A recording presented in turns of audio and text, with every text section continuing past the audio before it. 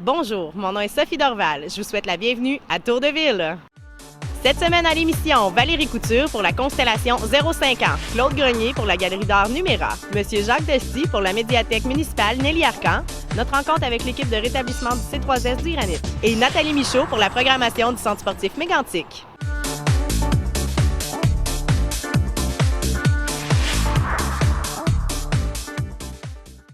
Les partenaires de la Constellation ont reçu 600 000 $ du Fonds d'avenir d'enfants. Madame Valérie Couture, coordonnatrice, nous explique les projets en lien avec ces sommes. Valérie, au mois de juin, à la Constellation, on a eu une excellente nouvelle. Quelle est-elle? Et oui, effectivement, on a eu une réponse favorable à une demande qu'on avait faite de financement auprès d'Avenir d'enfants. Donc, pour les 3 prochaines années, on va avoir 600 000 qui va descendre pour les tout-petits de la région de la MRC du Granit. Donc, on est super contents de ça. Donc, 600 000 $ pour les tout-petits et leurs familles. Qu'est-ce qu'on va faire avec ça dans la MRC du Granit? Bien, écoute, Sophie, on va débuter par la première année.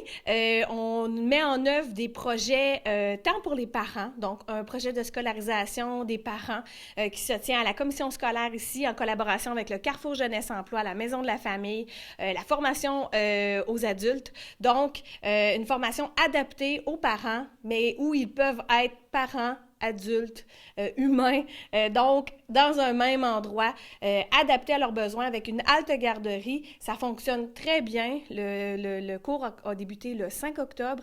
On est déjà complet et c'est ouvert aux papas et aux mamans. Donc, on a 9 mamans, un papa. On est très contents de ça. Entre autres, la formation Move, mais on va aussi travailler plein de choses du côté des tout-petits, là. Tout à fait. On va passer par la gestion des émotions, une action qu'on va débuter au cours des prochains mois. On va également travailler au niveau du projet Chic 2, donc à la concrétisation de ce merveilleux projet-là. Donc, un projet de construction dans le nouveau centre-ville de logements à prix modique, allié avec au rez-de-chaussée des organismes à but non lucratif, mais vraiment avec une vocation famille. Donc, tout à fait un bâtiment où on est impliqué puis on a le goût que ça se construise pour nos familles de la région. Outre les nouveaux projets, il y a les anciens projets aussi qui se poursuivent parce que la Constellation est là depuis quelques années déjà. On voit passer les petits bonhommes, mais c'est quoi les autres projets qui continuent? Bien, écoutez, on va poursuivre le planificateur familial, c'est certain. Cette année, on est super heureux. On a eu du financement de la MRC du Granit et du Club Richelieu, donc qui a permis cette année la concrétisation avec tous les autres partenaires de la Constellation. Et officiellement, on poursuit notre petite abeille, donc elle va poursuivre sa route dans la MRC du Granit, donc les enfants peuvent toujours l'emprunter. On met les sacs à jour, on en fait la promotion, donc on est là pour soutenir les milieux municipaux, milieu de la santé, milieu de la petite enfance, tant avec nos abeilles que pour les autres projets comme l'heure du compte mobile où on peut être un soutien. On a aussi le croque-livre qui est emménagé au Carrefour Mégantic, donc on poursuit avec ça. On espère pouvoir en mettre dans la MRC du Granit sous peu d'autres croque-livres pour les enfants des autres municipalités. Donc, la Constellation, on ratisse large. Il y a aussi Isofamille qu'on voit passer un peu partout dans les commerces, dans les municipalités. Isofamille, c'est quoi au juste? Isofamille, c'est la norme par excellence des familles. Donc, qu'est-ce que ça veut dire? Lorsqu'on voit le logo Isofamille dans un commerce, ça veut dire que c'est un commerce qui est adapté aux familles, qui a un accueil favorable pour les familles et où on s'y sent bien. On se sent bien de rentrer avec nos enfants. Des fois, d'avoir des petits cris ou d'avoir besoin d'aller changer une couche, bien, c'est adapté pour nous. On le sait, quand on arrive avec 2 enfants, une poussette, c'est complexe. Mais lorsque ce logo-là, entrez, les commerçants vous attendent à bras ouverts. Donc, plein de beaux projets qui s'en viennent. On souhaite une belle continuité aux partenaires de la Constellation. Et puis, si on veut plus d'informations, de quelle façon on peut procéder? On peut visiter le Facebook de la Constellation. On essaie d'être très actifs au niveau des actions parce que je vous ai parlé de 2-3 actions, mais il y en a plein d'autres qui s'en viennent dans les prochains mois. Donc, soyez à l'affût sur le Facebook de la Constellation. Mais si vous avez des questions, n'hésitez pas à nous contacter au 819-583-2351, poste 4255 pour la coordonnatrice, ou vous pourrez parler à notre agente de développement, notre chargée de projet, Sophie Dorval, au 4253. Merci beaucoup. Merci. Au cours du mois de novembre, plusieurs artistes exposeront à la Galerie d'art Numéra. Claude Grenier nous en parle. Claude, on est à la Galerie Numéra. On est venu quelques fois interviewer des artistes, mais aujourd'hui, c'est spécial. Il y a une exposition spéciale pour le mois de novembre-décembre. Oui, exactement. On reçoit 9 artistes locaux qui expose des petits formats pour la période des fêtes. OK. Donc, des petits formats. Les 9 artistes, qui sont-ils? Alors, on a Gaston Quirion, Lise Blais-Quirion. Oui. On a Daniel Paradis, Diane Boulet, Asa alias France Lapointe. OK. On a Ida Rivard, on a Louise Latulippe, Charles Rodrigue. Voilà. Donc, Et il y a moi aussi OK. qui expose, qui est le 9e exposant. faut pas t'oublier. Oui, exactement. Donc, des petits formats, on pense cadeau de Noël, là. Oui, effectivement. Donc, c'est un peu l'idée qu'on s'est donnée d'avoir des petits formats, donc accessibles à différentes personnes. Ouais. Il y en a de tous les genres, tous les styles. En fait, c'est les artistes qui ont passé ici durant la dernière année. Et puis, une galerie d'art, il faut le dire, on peut venir voir aussi. On n'est pas obligé d'entrer pour acheter. Oui, exactement. Donc, on invite les gens à venir se rafraîchir les yeux, se rendre... en fait, faire rêver les gens. Il n'y a aucun problème. Ça va nous faire plaisir de les accueillir. Et puis, ici, à la Galerie d'art Numéra, vous êtes ouvert de quelle heure à quelle heure? Alors, on est ouvert de 9h30 à 5h du lundi au samedi. Et puis, si les gens veulent avoir plus d'informations, j'imagine que vous avez un site web? Oui, numera.ca. Donc, il y a une section Galerie d'art. Donc, les artistes ont les œuvres exposées là. Bien, parfait. Je te remercie beaucoup, Claude. On invite les gens à venir faire leur tour ici pour leur cadeau de Noël. Là. Excellent, jusqu'au 31 décembre. Merci beaucoup. Merci, au revoir. La résidence Éden-sur-le-Lac est un endroit sécuritaire, confortable et de service. Communiquez avec nous dès maintenant pour prendre un rendez-vous pour une visite. Et il nous fera plaisir de vous offrir gratuitement un excellent repas en notre compagnie. Téléphonez dès maintenant 819-583-5921 au poste 4 ou 5 et visitez notre site web edensurlelac.com.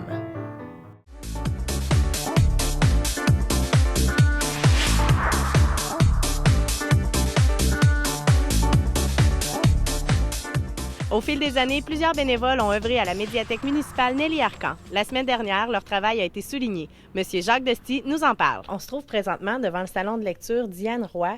Qui est Madame Roy? Diane Roy, c'est une bénévole depuis de longue date pour la ville et particulièrement pour la bibliothèque Lac-Mégantic, qui est aujourd'hui la médiathèque. Diane a été une des pionnières à lancer l'idée ou à travailler à l'idée qui a été lancée en 88. OK. Et la bibliothèque municipale a été accréditée le 30 octobre 1988.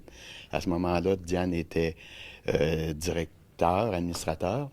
Et puis, suite à ça, de 88 à 91 jusqu'à l'ouverture officielle de la médiathèque, Diane et plusieurs bénévoles de la région ont travaillé à monter les livres, à préparer les livres, à faire des assemblées de cuisine, tout ça dans leur maison ou leur sous-sol, OK. parce qu'il n'y avait pas de lieu. Et quelque part en 91, la ville a décidé de donner un local, de fournir un local. Et à ce moment-là, le 2 décembre 1991, la bibliothèque municipale de Lac-Mégantic s'est ouverte. À ce moment-là, c'était M. Alonzo Godreau qui était président. Et M. Godreau était malade, ou est devenu malade, et peu de temps après, Diane l'a remplacé comme présidente jusqu'en 96. OK. En 96, Diane est devenue secrétaire jusqu'en 2008. Et 2008, elle est redevenue présidente jusqu'à 2014. Et de 2014 à 2015, elle était administratrice. Donc, elle a travaillé 27 ans pour la bibliothèque de la municipale. Elle n'est pas la seule qui a travaillé 27 ans, mais était la seule qui a été en avant, si on veut, comme présidente ou secrétaire dans les premiers dirigeants. En plus d'être artiste elle-même, qu'elle a fourni des peintures, elle avait organisé à ce moment-là l'Artothèque, qu'on appelle, qui était des œuvres d'art faites par les artistes locaux ou régionaux. Et ils servaient à financer, à ce moment-là, ces œuvres-là étaient vendues et servaient à financer la bibliothèque. Et nous, on s'en servait ici comme pour louer à des commerçants ou encore des professionnels de la ville qui louaient des œuvres d'art pour 1 an ou 6 mois, puis ils changeaient au fur et à mesure. Donc, Diane a été d'une grande implication, tant pour l'organisation physique de la bibliothèque que pour l'art qui est. D'ailleurs, même si elle n'est plus membre du conseil d'administration comme tel. On lui a demandé de bien vouloir s'occuper de l'animation de la bibliothèque. Fait que Diane nous propose des activités qu'on peut avoir, comme des expositions de photos, toutes les photos qu'on voit actuellement, des expositions de peinture qu'on aura, ou encore des présentations qu'on a, des spectacles. C'est Diane qui anime ça comme bénévole. Elle ne voulait pas quitter de façon définitive, mais sans être impliquée entièrement. Officiellement. Là. C'est ça. Donc, c'est un gros don de soi qu'elle a fait tout au long de sa vie pour l'amour des livres aussi, pour rendre accessibles ces livres-là à la population. Puis vous avez nommé le salon de lecture en son honneur. Absolument. On se questionnait à savoir qu'est-ce qu'on pouvait bien offrir à Diane comme souvenir. Donc, on a regardé pour une photo. Comme vous voyez, on a fait un montage, un petit truc pour l'attirer dans ce piège-là, je pourrais dire. Et puis par la suite, quand on en a discuté, l'idée d'appeler une salle de la médiathèque au nom de Diane est venue. Et finalement, on a retenu le salon de lecture pour plusieurs raisons. D'abord, c'est peut-être la salle la plus importante qu'on a au niveau de grandeur, au niveau aussi d'accessibilité. En plus de ça, Diane, elle a été sur le comité avec Joanne Vachon, qui était conseillère à ce moment-là, pour choisir l'œuvre d'art qui est Le secret de l'aube. Fait que c'est pour ça aussi qu'on a pris la photo en avant d'une partie de l'œuvre d'art pour s'assurer de reconnaître et de lui laisser un souvenir de ce qu'elle a fourni et donné aux citoyens. C'est un bel apport qu'elle a fait, puis c'est un beau geste aussi de la part de la médiathèque d'honorer de cette façon-là. Et puis, il y a d'autres bénévoles aussi qui ont été félicités de tout le travail qu'ils ont fait ici à la bibliothèque municipale et maintenant à la médiathèque. Oui, effectivement. Nous, comme il n'y a personne au niveau du conseil d'administration qui est payé, donc c'est toujours du don de soi, du don de temps et souvent des dépenses parce que relié au voyagement ou n'importe quoi, donc, on veut les souligner leur départ quand ils quittent pour différentes raisons. On a eu 3 autres personnes qui nous ont quittés dans le CA cette année. La première, c'est Yvette Sellard, Yvette est quand même une pionnière aussi depuis... Elle a travaillé 17 ans comme membre du CA, ici à la bibliothèque. Et il y avait aussi Joanne Vachon et Richard Michaud, qui étaient les représentants sur le conseil d'administration de la ville de Lac-Mégantic, qui ont quitté suite aux élections parce qu'ils ne se sont pas présentés. Donc, on ne savait pas quoi leur offrir et de souvenirs. Fait qu'on a, après discussion, après une suggestion, on a dit ça serait une idée de laisser un livre photo. Habituellement, on fournissait soit des bons d'achat ou des livres, mais finalement, une fois dépensé, une fois lu, une fois dans une tablette, ça ne peut rien dire. Fait que je vais me permettre de vous montrer. C'est un livre qui relate l'histoire de la bibliothèque à partir de l'ouverture en décembre 91, avec les photos complètement de l'entière bibliothèque, les dons qu'on a pu avoir des différents intervenants suite à l'incident qui est arrivé. Oui. Une photo de la bâtisse au moment où elle servait à la confection de sous-vêtements féminins. Et bref, des photos de l'intérieur actuel, incluant les ouvertures officielles qu'on a eues tout aussi ici. Donc, on a pensé que c'était un souvenir mémorable. Et à la fin, on a l'ancienne bibliothèque. Nous autres, on trouvait que c'était une bonne idée, mais j'ai été agréablement surpris de la réaction de ceux qui l'ont reçu. Les gens étaient très émus, trouvaient ça intéressant parce que ça, on met ça dans notre bibliothèque et on veut se rappeler des souvenirs, on prend ça, puis on se rappelle tout ce à quoi on a travaillé. Fait que c'était l'idée en arrière de ça et ça a été un succès auprès des gens qui l'ont reçu. Ça laisse une belle marque de leur travail au travers le temps. Effectivement. Le livre qui a été remis aux bénévoles, est-ce qu'il est présentement disponible à la médiathèque? Est-ce qu'on peut le feuilleter, venir l'emprunter? On peut toujours demander au directeur parce que l'idée là-dessus, c'est de donner des souvenirs aux gens. Oui. Et comme une de nos membres du conseil d'administration a dit, c'est pas un livre qui s'achète, c'est un livre qui se mérite. Oui. Donc, on en a fait faire 5 copies, une pour chacun des bénéficiaires ou des gens qui nous quittaient, et aussi une pour le directeur qui, à l'occasion, peut la laisser aux gens qui veulent la feuilleter. Là. Mais effectivement, c'est la situation. Donc, sur demande, on peut le regarder. Oui, on peut le demander. Parfait. Donc, on invite les gens à venir voir le salon de lecture, à venir visiter la médiathèque, comme toujours, à venir profiter de ces installations et des activités aussi qui y tiennent. Absolument. Les gens sont les bienvenus. Comme on a toujours dit, et peut-être que c'est pas quand même très connu, la médiathèque, effectivement, quand on est membre, on peut profiter de sortir des livres, avoir accès au salon informatique de façon gratuite. Cependant, tous les citoyens qui viennent, quels qu'ils soient, de quelque endroit qu'ils soient, peuvent venir à la médiathèque, feuilleter les bouquins, feuilleter les journaux, utiliser le salon de lecture. La seule chose qu'ils ont, c'est qu'ils ne peuvent pas sortir les documents s'ils ne sont pas membres. Le salon informatique est disponible pour les membres gratuitement et ceux qui sont non membres, ben, ils doivent payer 4 de l'heure, ce qui est très peu s'ils n'ont pas d'ordinateur chez eux. Donc, on peut venir chercher un livre, s'asseoir dans le salon, en profiter, passer du bon temps ici à la médiathèque. Absolument. Mais je vous remercie beaucoup. Merci, au revoir.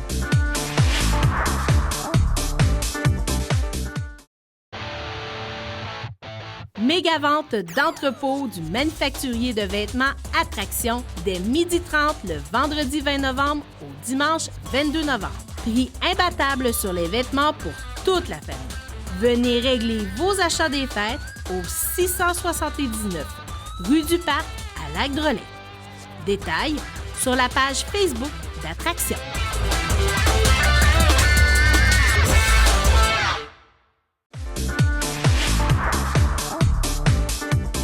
Le Centre sportif Mégantic lance bientôt sa programmation d'hiver. Madame Nathalie Michaud nous en parle. On est présentement dans les salles du centre sportif que vous avez récupérées. Oui, on avait évidemment le palais de justice, la cour municipale qui occupait depuis la tragédie les 3 salles, qui peut en faire une seule grande aussi d'ailleurs. Fait que là, on les récupère, ce qui nous permet, on les loue toujours, là, c'est une belle place pour faire soit des réceptions familiales, des conférences, des colloques, peu importe, mais aussi on les récupère pour nos cours. Fait que à partir de janvier, pour la session d'hiver, on a plein de cours qui vont se donner dans les salles. La première des salles, la salle A qu'on appelle, c'est une salle où il y a des miroirs. Fait que vraiment comme des salles de pratique de danse, en fait.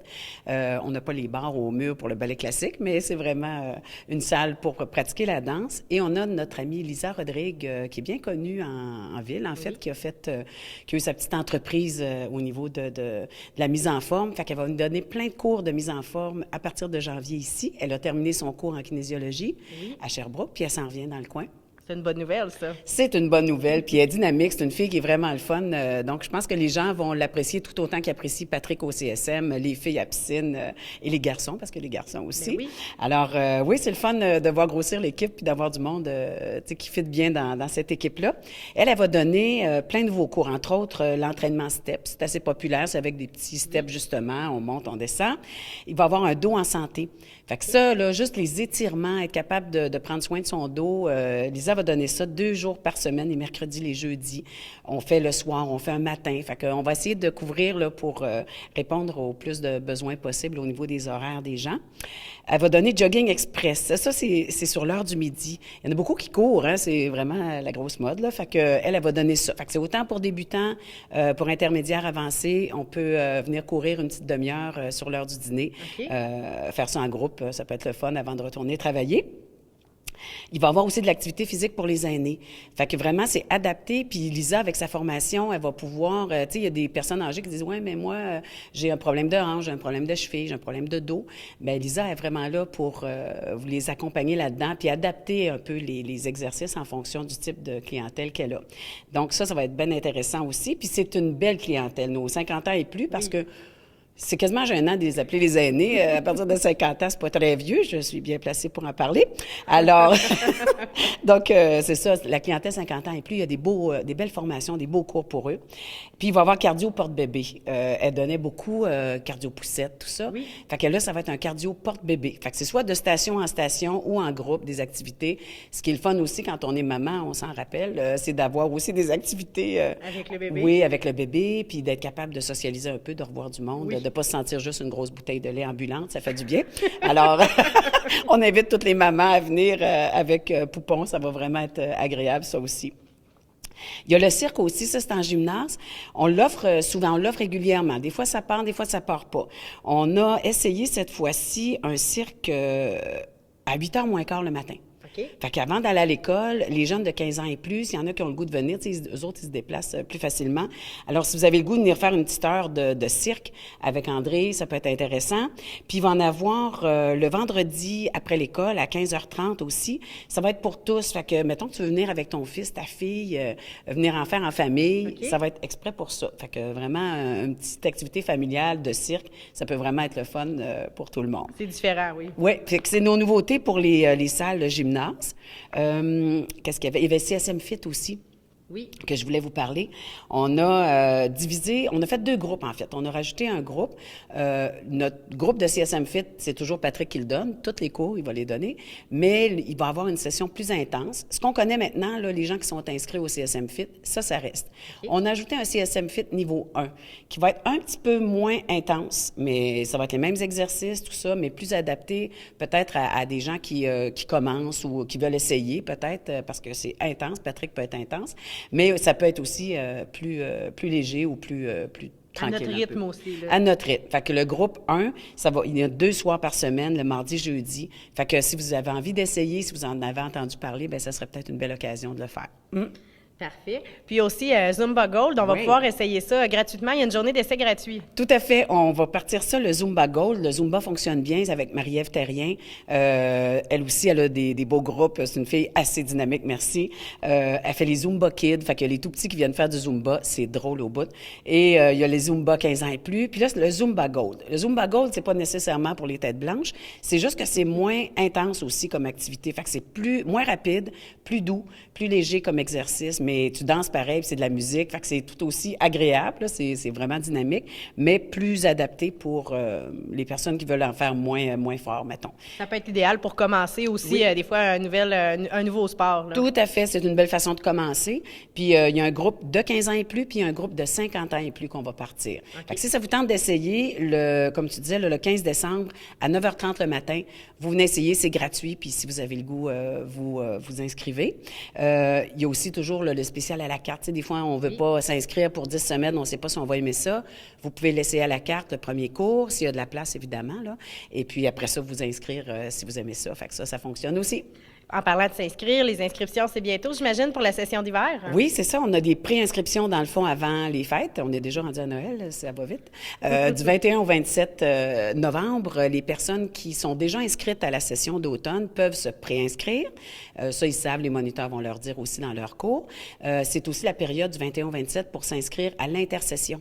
On va avoir une intersession là, qui commence, qui va jusqu'à la mi-décembre à peu près. Fait que c'est 2 semaines d'activité. On retrouve pas tous les cours de la session d'automne, mais tous les cours en piscine, il va y avoir le CSM Fit, le Zumba aussi. Fait que si vous avez le goût d'étirer un peu votre saison pour vous rendre plus en forme à Noël, jusqu'à la mi-décembre, c'est possible. Vous vous inscrivez du 21 au 27 novembre.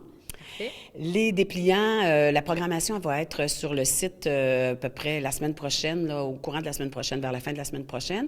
Au comptoir, le 20 aussi, le 20 novembre, pour les préinscriptions. Et dans votre Publisac, puis dans le MEG pour ceux de Mégantic, dans la 2e semaine de décembre, vers le 9-10. OK. Et puis, la vraie inscription sera au retour des fêtes. C'est vrai, oui. Elle arrive avec votre dinde en dessous du bras, presque. Ça va être ça va être le 3, le dimanche, exceptionnellement, parce que le 2, on est fermé. Oui. Le centre sportif est fermé, là, c'est vrai, le 24, 25, 26. 31 décembre, puis 1er 2 janvier. D'accord. Alors, les inscriptions vont commencer le dimanche exceptionnellement à 9h le 3 janvier. Fait que venez nous voir, on va finir notre période des fêtes ensemble. Merci beaucoup, Nathalie. Merci à toi.